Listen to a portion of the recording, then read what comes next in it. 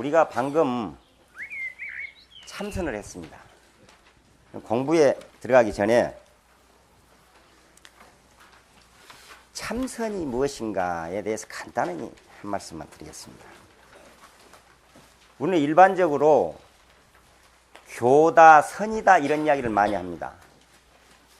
그런데 지금 우리가 공부를 하고 있는 화엄경이라든가 지난번에 공부했던 법화경 이런 건 교로 들어가는 것이죠. 부처님의 경전인데 지금 방금 우리가 잠깐 했던 참선은 그럼 도대체 무엇이냐. 그래서 교하고 참선하고 비유를 해서 간단하게 말씀을 드리면은 누군가가 사과를 먹었어요. 사과를 먹어보면은 사과를 먹은 사람만이 그 사과 맛을 압니다. 먹어보지 못한 사람은 사과 맛을 몰라. 이제 사과를 먹은 사람이 먹어보지 못한 사람한테 자기는 먼저 먹어봤으니 설명을 해줘야 될 거 아니가. 뭐 새콤하다, 뭐 달콤하다 여러 가지로 설명을 할 겁니다.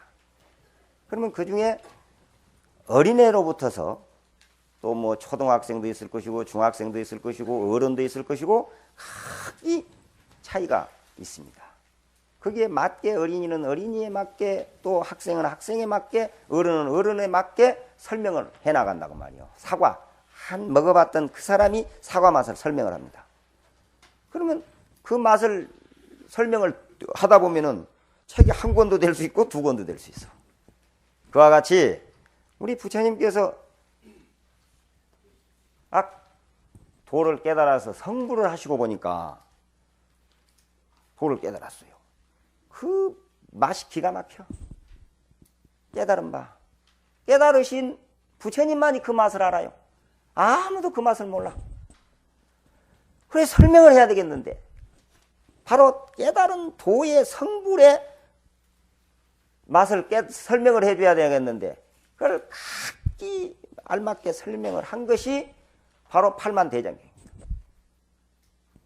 근기에 맞춰서 깨달은 바를 이렇게 설명을 했어. 바로 사과를 먹은 사람이 사과를 맛을 설명을 하듯이 설명을 했다고 말이에요. 그것이 교예요. 바로 경전입니다. 그러면 우리가 사과를 먹은 사람한테 사과 먹은 맛만 설명 들어야 할 일이냐 이 말이야. 어떻게 하면 되겠어요? 사과 맛을 알려면 어떻게 해야 됩니까? 먹어버려야지. 어떻게 할까? 그것을 어떻게 알아서? 먹어버리면 돼. 그와 같이 부처님 깨달은 맛만 설명할 것이 아니라 우리도 그 깨달음을 맛봐버리자. 이게 참선입니다. 이 맛보는 법, 바로 깨달음으로 바로 들어가는 법이 참선이에요. 이렇게 멋있는 것이 참선이에요. 근데 그냥 사람들은 일반적으로 참선은 어렵다. 근데 사실은 참선이 다른 경전을 지금 여러분들 그러잖아요. 교리 공부를 하면은 그것이 자꾸 알아져요. 눈앞에 보여. 이것도 알아지고 저것도 알아지고 예를 들면 사성제도 알아지고 팔정도도 알아지고 육바라밀도 알아가지고 그러다 보니까 가서 포교사 시험도 보고 그런다고 말이야. 알아지니까. 그리고 경전을 배워도 그러고 기도를 해도 뭔가가 느낌이 와요. 자기에게 뭔가 얻어지는 것이 있는데 참선은 10년을 해도 그만 1년을 해도 그만 30년을 해도 그만 얻어지는 게 없어요. 그러다 보니까 참선은 지극히 지속적으로 꾸준히 하기가 그렇게 어려운 겁니다. 그래서 참선은 무슨 재미로 하느냐? 재미없는 재미로 하는 거예요. 재미없는 재미로 하는 것이 참선이라는 거예요. 그러니 이 맛만 알아버리면은 더 이상 다른 거 할 것이 없다고 정도로 그런 정도로 참으로 좋은 것입니다. 자, 그 정도로 하고 이건 그냥 맛배기로 하는 거예요. 맛배기로. 자, 지난 시간에요. 화엄경을 어떤 세력으로 어떤 힘으로 설했느냐. 그러니까 해인산매의 힘으로 화엄경을 설하셨다고 했어요. 그 해인산매는 우리가 지난번에 설명했던 대로 과거, 현재, 미래가 그냥 한 곳에 어느 것 하나 없이 전부 다 모여진 것, 보여버린 것, 나타나진 것, 이것이 해인이에요. 그래서 그걸 도장에 비유해서 바다는 넓고 어느 것 없는 것 없고 다 그 안에 그냥 모아들어 버린 거 다 보여. 바다는 그냥 떠 있으면 다 보이잖아요. 그걸 모아놓으면 너무 넓으니까. 이는 도장이라. 도장은 뭐라고 할까? 불교대학, 불교대 이렇게 써요. 불교대 이렇게 파는데 이제 글로 쓴 다음에는 불자 쓰고 그 다음에 교자를 쓸지 무엇을 쓸지를 모른단 말이에요. 이제 미래니까. 그러면 현재 불자 써버렸으면 과거고 교자는 쓰면은 지금 현재예요. 그 다음에는 미래예요. 이게 모르는지만은 불교대라고 도장을 딱 파가지고 탁 찍어버리면 그냥 과거, 현재, 미래가 일시에 나타나 버리는 거예요. 그게 바로 해인이에요. 해인. 지난 시간에 그런 이야기를 했지 않습니까? 엄마가 애 데리고 할머니, 할아버지 나가본 다음에 우리끼리 그냥 맛있는 걸 해먹어 버렸단 말이에요. 그리고 그 자식을 사랑한다고 그래. 얼마나 자식이 사랑스러우면 그냥 맛있는 것을 할머니, 할아버지 없을 때 야, 우리끼리 어서 해먹어 버리자. 그런데 그것이 당장에 자기가 그 엄마가 늙어서 자기 자식들한테 그 꼴을 당하게 돼 있거든. 그 정도 내다보면 그게 중간쯤 해인산매를 보는 거야. 근데 자기만 내다보는 것이 아니라 자기가 지금 맛있는 걸 먹였던 그 자식의 장래까지도 생각해야 된다는 거죠. 그 자식이 후에 자기가 그 가장 사랑스러운 자식이 후일에 가서 저 바닷가에 가서 덜덜덜 떨고 굶고 있을 일을 왜 생각하지 못하느냐. 그것까지 봐야 된다. 그것이 해인산매, 최고의 해인산매. 그래서 어머니 해인산매를 얻는 것이라고 그랬어요. 그거 기억나죠? 그래서 정말해서 일시적으로 할아버지, 할머니 그런 분을 존경하고 존중하고 효도하도록 하는 것은 자기가 정말 할아버지, 할머니를 그런 애들에게 그런 모습을 보임으로 해서 자기가 다음에 자식에게 효도를 받는다. 이건 중간이고 바로 자식이 나중에 늙어서 대우받는 것까지 내다봐야 된다. 이게 해인산매라고 그렇게 비유를 해서 이야기를 했었습니다. 그래서 이 다음에 자식이 늙어서도 행복한 삶을 살 수 있는, 다시 말해서 그 자식이 영원한 행복 속에서 살 수 있도록 길러주는 것이 아주 중요한 일이다. 이렇게 지난 시간에 공부를 했었습니다.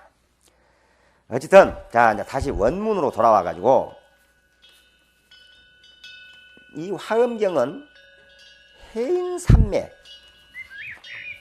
해인산매라는 세력으로 설했다. 즉 화엄의 법을 굴렸다고 말이에요. 법을. 그러니까 근본 화엄 전법륜 해인산매 세력고, 이거는 화엄경이 어떤 경인가 하는 것을 설명한 것입니다. 이 두 글귀로 한량없는 부처님의 공덕의 세계가 다 이 해인산매 안에 나타나 버린 걸 그대로 설하셨다고 말이에요. 화엄경에 보면요, 그런 부처님의 공덕이 그걸 불공덕이 한량이 없는데 저 대해와 같다고 그랬어요. 뭐 불가설이라고.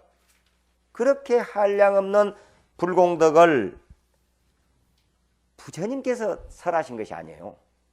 그때 당시에 보살이나 천신들이 그 공덕을 찬탄합니다. 각자 그 어떤 형식으로 찬탄하느냐면은 전부 자기가 부처님한테 법문을 듣고 깨달은 바를 자기 전문 분야로 이렇게 각기 이 찬탄을 해요. 뭐 예를 들면 뭐 이 위실력이 어떻다든가 뭐 여러 가지 이런 식으로 해탈을 뭐 어떤 해탈을 부처님은 얻으셨다든가 무슨 또 해탈을 얻었고 또 뭐 어떤 보살님은 어떻게 어떤 천신은 이런 식으로 각기 자기가 아는 대로 자기가 아는 전문적인 그런 형식으로 찬탄을 하게 됩니다. 그럼 예를 들면은 아까 사과 말이 나왔으니까 사과를 이야기하면 사과가 하나 있어요. 그 사과나무가 있는데 그 사과나무를 이제 사과는 모습에 대해서 사과의 크기에 대해서 전문가가 있을 것 아닙니까? 그걸 크기에 대해서 이것은 이렇게 크다 이 이야기를 할 거란 말이에요. 다른 어떤 사과에 비해서 이 사과는 훨씬 크다. 이게 이제 그 전문가가. 또 맛에 대해서, 그 사과의 맛에 대해서는 이제 바로 그런 그 전문이 있는 사람이 이 맛은 어떤 기존의 사과 맛보다는 어떤 형식으로 더 맛이 좋다. 또 이렇게 전문가가 또 이야기할 거고. 또 그 사과의 영양에 대해서는 또 영양학자가 또 전문적으로 이 사과는 영양이 어떤 영양이 있다. 예를 들면 이런 형식으로 바로 부처님의 공덕을 찬탄을 한 것도 부처님의 공덕이라는 그 하나를 가지고 수많은 천신들이나 보살들이 찬탄을 하는 거예요. 각자가. 부처님이 하는 게 아니에요. 그래서 그런 전문 분야별로 분석을 하듯이 부처님의 공덕의 세계, 그런 경지를 설한경이 화엄경입니다. 이렇게 하시면은 화엄경을 바르게 하는 거예요. 화엄경, 우리가 약창계를 공부하기 때문에 화엄경 전체적인 것을 공부할 수가 없습니다. 그래서 우리가 화엄경 약창계를 독송을 많이 하면서 화엄경 약창계는 어떤 형식으로 이루어진 것이다, 그 내용은 무엇이다, 이런 정도를 알고 독송을 하면 훨씬 더 신심이 나기 때문에 그런 정도만 아실 생각을 해야지, 화엄경을 이 약창계를 가지고 공부한다고 다 배울 생각을 절대 하지 마세요. 화엄경이요, 얼마나 엄청난 경전인지 몰라요. 이렇게 화엄경의 사상, 근본 화엄 전법륜, 해인산매 세력고, 이 두 줄로 근본 화엄경이 어떤 경이다 하고 간단히 나타낸 것입니다. 이 두 개송에서 화엄경 80권을 다 공부해버린 거예요. 그냥 지난 시간에 다 공부해버렸어요. 기억을 하고 있을라니 몰라도. 물어보면은 잘 몰라. 잊어버려요. 그렇죠? 왜 그러냐면 돌아서면 잊어버리니까 그래요. 돌아서면 잊어버려요. 자, 이제 문제는 이 화엄경은 어떻게 구성되었느냐. 지난 시간에 화엄경이 무엇이다 하는 것 정도는 두 번에 걸쳐서 우리가 공부를 했어요. 화엄경 경 제목을 가지고 공부했고, 그 다음에 근본 화엄 전법륜, 해인산매 세력고, 여기에서 이제 다 공부를 했습니다. 그러면 이제부터 구성명이 나와요. 어떤 형식으로 구성이 되었느냐. 제일 첫 번째는요, 화엄경을 설하실 때, 화엄경뿐만이 아니라 어떤 경이든지 그래요. 무슨 경을 설하시든 간에, 예를 들면 법화경이라든가 금강경이라든가 아미타경이라든가 모든 경전, 또 지장경이라든가 이 경을 설하실 때에 그 경전을 설할 때 어떤 분들이 그 경전을 들었느냐, 청법했느냐, 법을 들었느냐, 이게 나와요. 그 듣는 대중이 나옵니다. 어느 이 경전을 보더니 대중이 아주 중요해요. 어떤 분들이 그 경전을 들었느냐가 중요하다 그 말이야. 금강경에는 1250인이 들었다. 그러면서 수보리 한 사람이 대표적으로 나옵니다. 어쨌든 듣는 대상이 나와. 그와 같이 화엄경을 누가 들었느냐. 이게 이제 아주 중요해요. 누가 들었느냐.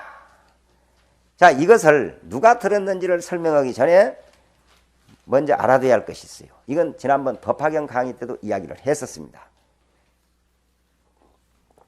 그때 법화경 강의 안 들은 분들을 위해서 다시 한번 설명을 하겠는데, 해는 어디서 떠요? 동쪽. 그래요. 이제 무슨 말인지 기억나죠? 해는 동쪽에서 떠서 이렇게 말을 해봐. 이렇게 남쪽으로? 어디 쪽으로 갈까? 남쪽도 갔다 서쪽으로 갑니까? 그냥 서쪽으로 간다 해버려. 어차피 서쪽으로 넘어가니까 어디를 갔든 결국에 동쪽에서 떠서 쫙, 그래요. 남쪽도 가자. 그러면 남쪽도 갔다가 서쪽으로 갑니다. 해가 제일 처음에 동쪽에서 탁 동쪽산 꼭대기에 떠올랐습니다. 그러면 어디를 제일 처음 비춰요? 그렇죠. 서쪽산 꼭대기를 제일 먼저 비치거든요. 다 비쳐요. 인도 그때 가보니까 그렇더라니까. 다 비쳐. 우리나라 해하고 인도 해하고 다르더라니까. 우리나라 해는 뜨면 보면 이만하잖아요. 뭐 큰 그저 뭐 큰 접시만 한데 해 뜨는 거 보면, 야, 인도는 막 진짜 안반짝만 하더라니까. 조금 거짓말 보태면 안반짝만 오고 지금 거짓말 조금 빼면은 세수대만이 나요. 큰 세수대야. 하게 떠오르더라고. 그게 붉게 그 주위가 막 뻘개지면서 서쪽산 꼭대기에 그냥 빛이 쫙 비칩니다. 그래서 그 빛이 제일 처음 받아들이는 것은 서쪽산 꼭대기. 서쪽산 꼭대기 사람들이 그 햇빛을 제일 먼저 보는 거예요. 그와 같이 부처님을 해로 비유한다면은 부처님께서 착 출현을 했어. 도를 이루고 했어요. 그리고 화엄경을 탁 이렇게 설했습니다. 그러니까 서쪽산 꼭대기에 있는 보살 천신들만 부처님을 봤어요. 보살하고 천신들만 봤어. 만약에 해가 동쪽산 꼭대기에서 탁 떠올랐다가 빛만 살짝 서쪽산 꼭대기만 비추고는 쏙 들어가 버렸으면 이 골짜기는 햇빛을 못 보는 거예요. 우리 집도 못 보고 너희 집도 못 보고 산골짜기 계곡에 아무도 해를 못 보는 거라. 그런데도 해는 그렇지 않고 탁 떠올라서 쫙 흘러가요. 흘러서 서쪽으로 넘어가면서 어디 비악산도 봐서 비춰주고 여기 포항 저기 시내도 비치고 그냥 어디도 비칠까 오만 간데 다 비쳐 그냥 다 비쳐요. 그래가지고 해가 쫙 넘어갑니다. 넘어갈 때 마지막 서쪽으로 탁 넘어갈 서쪽산 꼭대기로 넘어갈 때 또 동쪽산 꼭대기를 비치잖아요. 꼭대기를 탁 마지막에 또 넘어가는 빛이 또 동쪽산 꼭대기를 비쳐요. 그와 같이 부처님께서 도를 탁 깨달아가지고 화엄경을 탁 설으셨습니다. 그러니까 바로 동쪽산 꼭대기에서 탁 튀어 올라와서 그 빛을 탁 화엄경이라는 빛을 보였는데 저 서쪽산 꼭대기에 있는 저 하늘나라의 천신들이나 보현보살, 문수보살 같은 그런 대보살들만이 그걸 알아들었지 일반 중생들 아무도 몰라버린 거예요. 그러니 나는 해야 할 일이 없다 하고 그냥 그대로 열반에 드시려고 그런 거예요. 부처님께서. 그러니까는 열반에 드시려고 하니까 재석천왕이 간절히 부탁을 합니다. 세존이시여 방편을 설하소서. 저 고통에 시달리는 중생들을 제도해야지 어찌 그대로 둘 수 있겠습니까? 해서 그때부터 밤등경이니 아함경이니 또는 반야경이니 여러 금강경 같은 이런 경을 설하십니다. 그래서 제도를 해요. 끌어올려. 그래서 동쪽산 꼭대기로 다 끌어올려서 마지막에 착 서쪽으로 넘어가면서 마지막 돌아가시면서 8년 동안 법화경을 설하십니다. 이렇게 이게 이제 바로 그 해가 동쪽산 꼭대기에서 떴다가 들어가 버렸더라면은 꼴짝이에 있었던 사람들은 전혀 햇빛을 못 보듯이 부처님께서 그냥 들어가셔 버렸더라면은 그 부처님의 깨달은 바를 아무도 모르고 그냥 서쪽산에 있는 보살 천신들만 알고 말아버렸을 건데 그래도 중생들을 방편을 써서 참 끌어올리는 거예요. 이렇게. 그래서 제도를 참 본 것입니다. 그래서 이와 같이 우리 부처님께서도 제일 처음 이 화엄경을 설해서 보살 천신들을 제도를 했어요. 제일 처음. 그게 화엄경입니다. 그리고 해가 아까도 말했듯이 구석구석 비추듯이 부처님께서도 이 방편을 다 설해서 구석구석에 그 근기에 맞춰서 아함경도 설하고 방등경도 설하고 반야경도 설하고 한량없는 그런 경전을 설을 해서 일체 모든 중생들을 제도를 하신 것입니다. 그러니까 화엄경으로는 알아듣지 못하는 그런 중생들을 위해서 여러 가지 방편설을 하셔서 중생을 제도하신 것이다 이 말이에요. 자, 이렇게 해서 해는 동쪽산 꼭대기에서 떠올라가지고 또 서쪽으로 넘어가면서 구석구석 골짜기를 비추고 마지막 서쪽산 꼭대기로 들어가기 직전에 동쪽산 꼭대기를 비췄어요. 그게 법화경이라고 아까 이야기를 했습니다. 그러기에 꼭대기와 꼭대기는 같다고 그래요. 꼭대기와 꼭대기는 같다. 그러니까 화엄경은 부처님이 어떤 분이다. 그렇게 이야기를 합니다. 그리고 법화경은 묘법연화경은 법이 무엇이다. 이걸 밝혀놓은 경이다. 이렇게 두 가지로 이야기를 해요. 다른 이제 각도에서 이걸 이야기를 하자면은 다시 말해서 화엄경은 부처님이 어떤 분이시다 하는 것을 설한 경이고 부처님이 어떤 분이다. 이 중요한 이야기예요, 이게. 또 묘법연화경은 법이 무엇인가,